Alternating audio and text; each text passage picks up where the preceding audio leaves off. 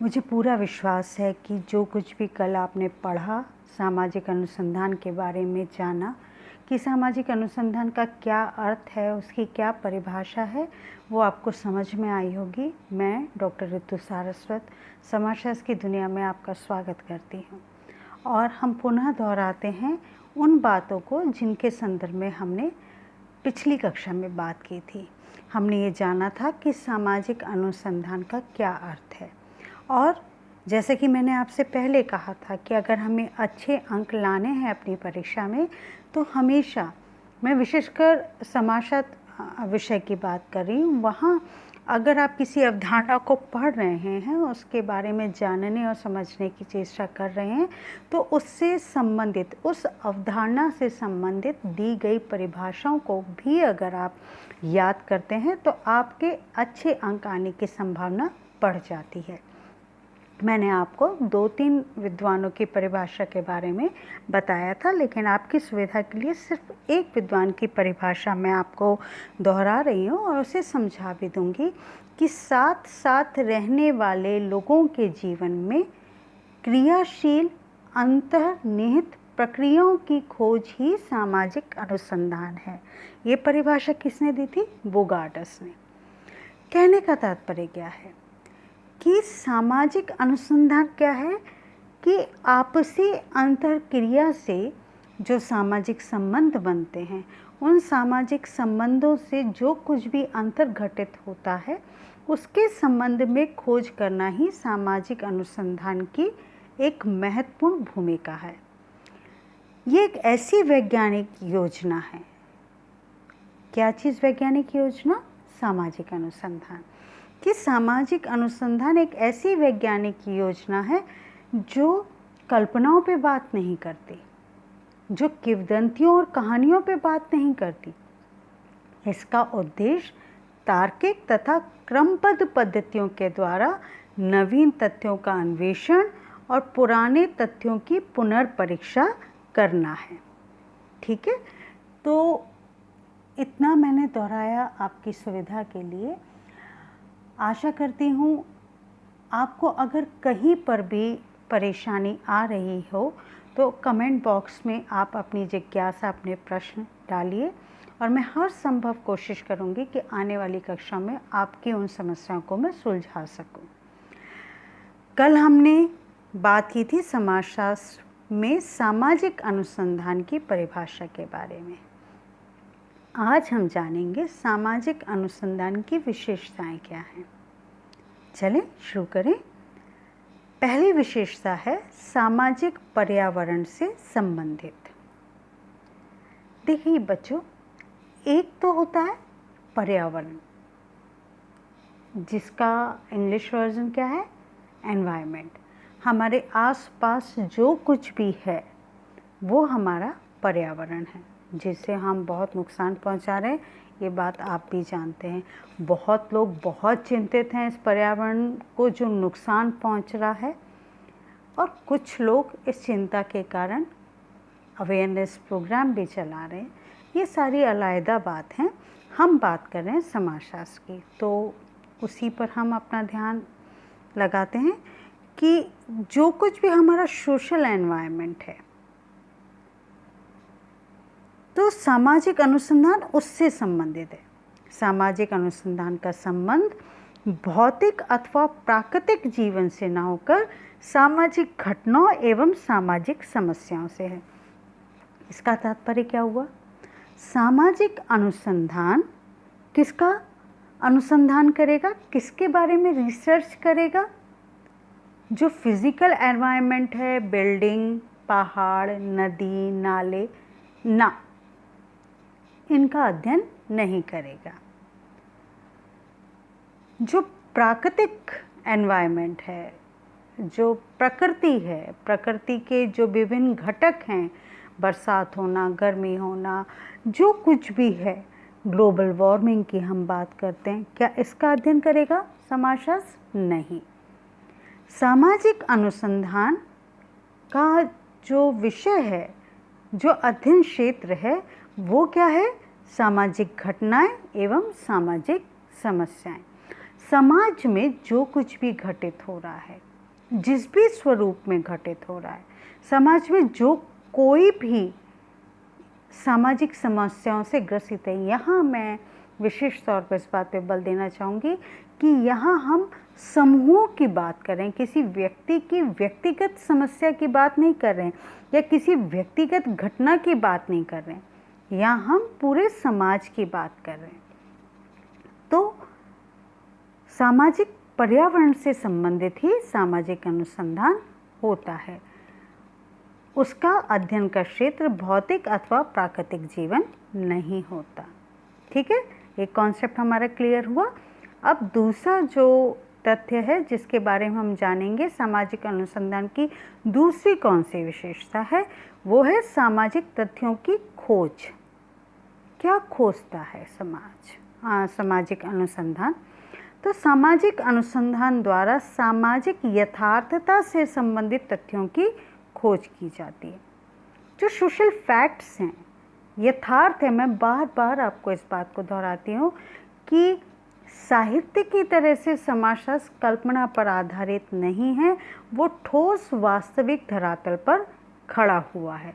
तो सामाजिक अनुसंधान द्वारा सामाजिक यथार्थता से संबंधित तथ्यों की खोज की जाती है।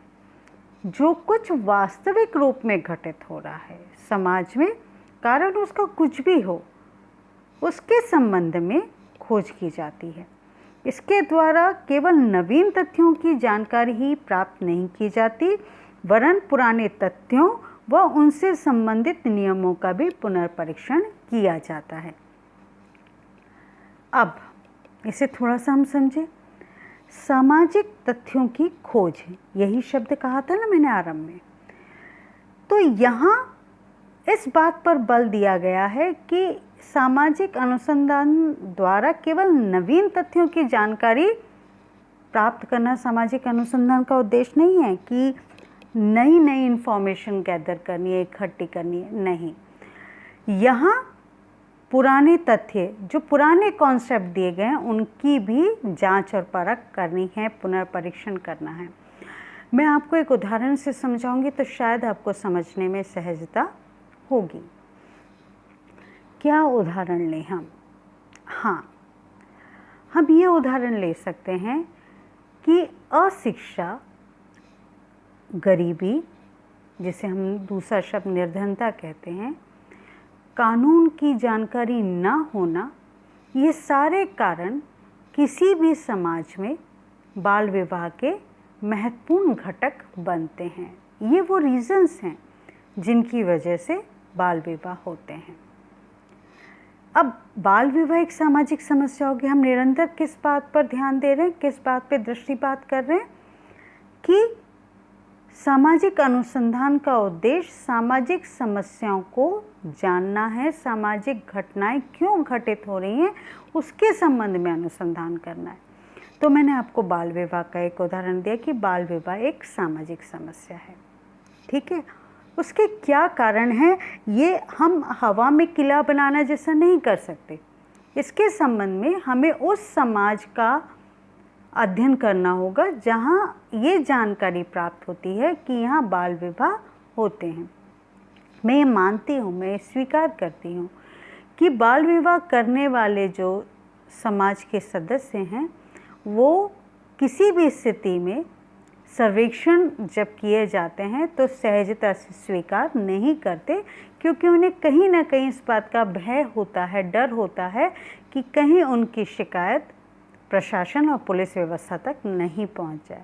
परंतु अगर आप इतने भाग्यशाली हैं, आप उन्हें ये विश्वास दिलाते हैं कि आपका जो भी उद्देश्य है वो सिर्फ शोध मात्र तक सीमित है, तो शायद, मैं फिर विश्वास से नहीं कह सकती, पर संभावना है कि शायद वो इस बात को स्वीकार करें कि वहाँ बाल विवाह किसी पर्टिकुलर जगह की हम बात करें, बाल विवाह राजस्थान में भी होते हैं, बाल विवाह बिहार में भी होते हैं, भारत के बहुत सारे राज्यों में होते हैं, है ना, उत्तर प्रदेश में भी होते हैं, हर जगह कहीं कम कहीं ज़्यादा, परंतु होते हैं। अब इसके पीछे क्या कारण है ये आपका शोध का विषय है।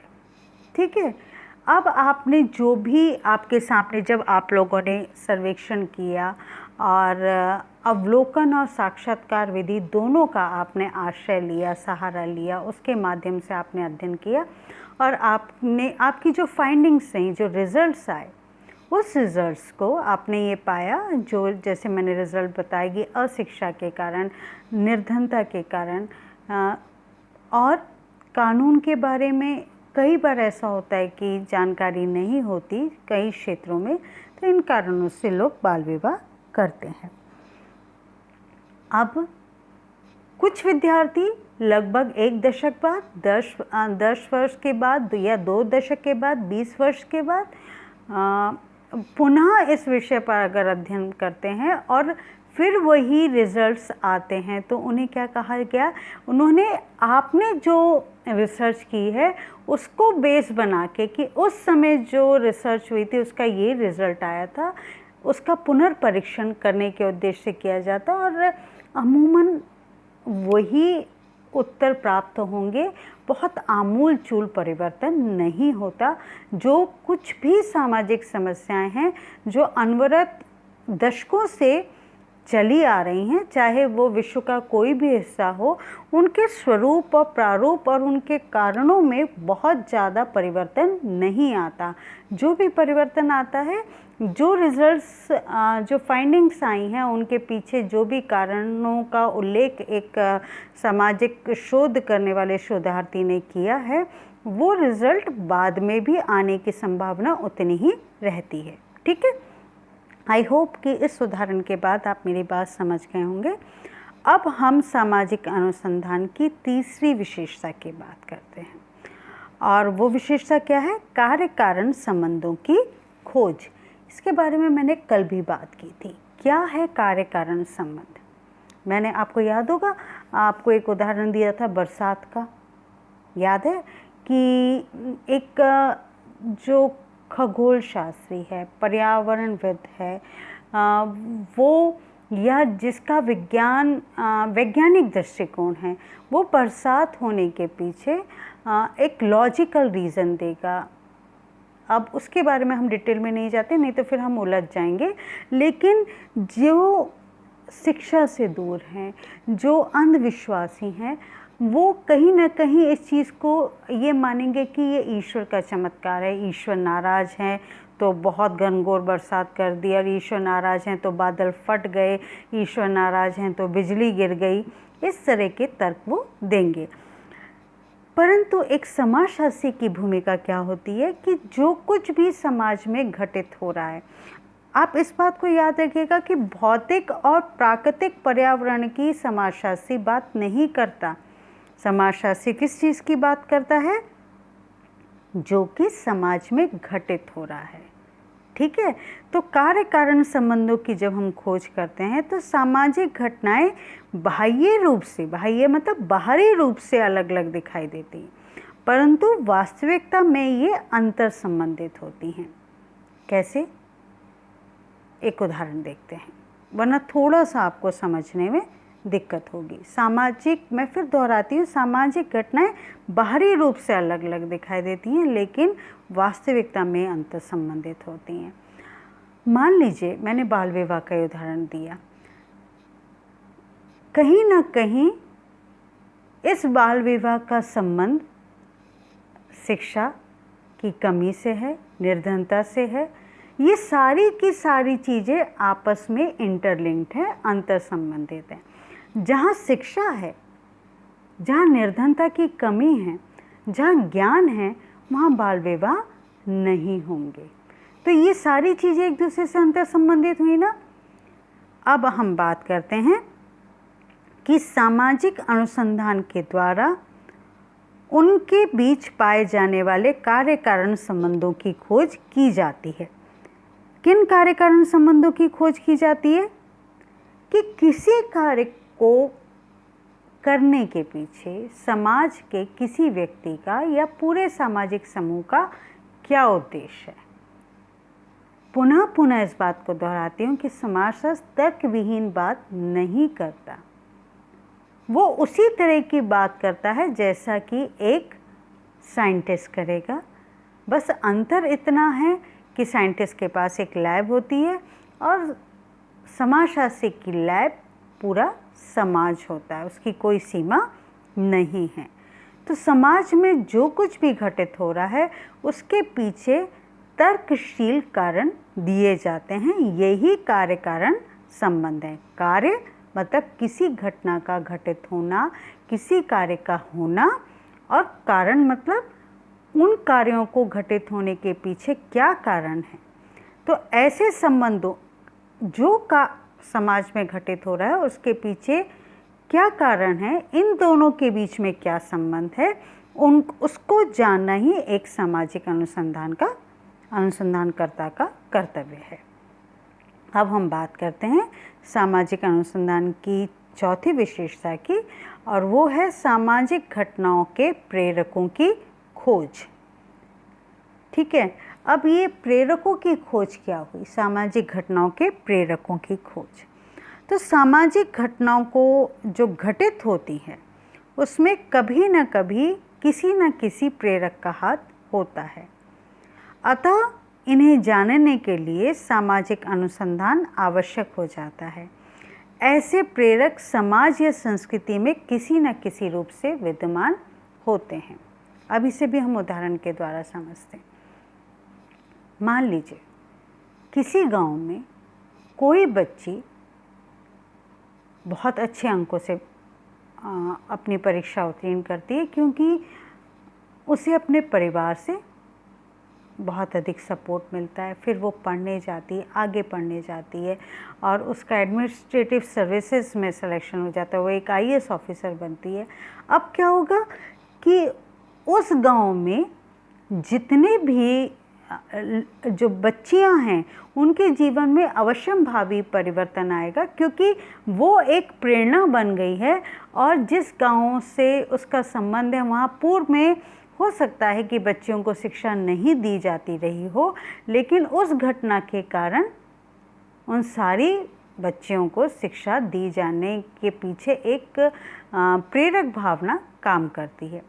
ठीक उसके उलट अगर हम इसे नकारात्मक संबंध में देखें, ऐसे बहुत सारी घटनाएं घटित हुई हैं जहां बच्चियां आगे पढ़ना चाहती हैं, लेकिन उनको एक इस तरह की नकारात्मकता समाज में देखने को मिलती है कि उन्हें छेड़छाड़ की घटनाओं का सामना करना पड़ता है। वो जिस बस में जा रही हैं वहाँ करना पड़ता है, अगर वो पैदल जा रही हैं वहाँ करना पड़ता है। इस तरह की घटनाएं आई हैं सामने।